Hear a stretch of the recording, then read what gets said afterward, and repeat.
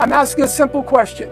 If it's the case that the actions of Hamas on October 7th disqualify it from being party to a peaceful settlement, roughly 1,200 people were killed, about 30 of them being children.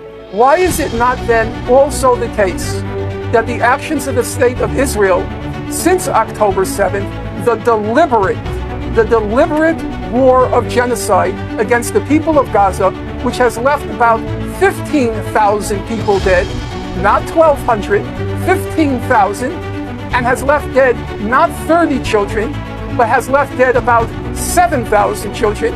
And as we speak now, 7,000 more children are threatened with death because of starvation. I ask you, as a logical proposition, why isn't the state of Israel disqualified from any final settlement of the question? And one last thing, because you ask, what do I believe?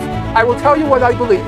I believe, number one, immediately after the war comes to an end and the blockade of Gaza, that cruel, inhuman blockade of Gaza, that war crime in Gaza, that crime against humanity, the blockade of Gaza, it has to be lifted.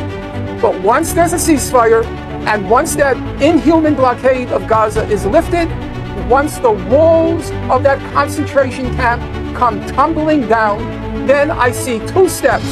Step number one, there have to be war crimes prosecutions. I have no problem in saying on both sides, but there must be accountability.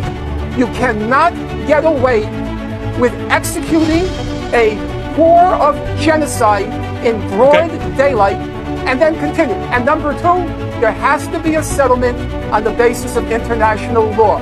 That is the only consensus basis for ending the conflict once and for all. It's for the people of Palestine to decide who should be their leaders, who should represent them.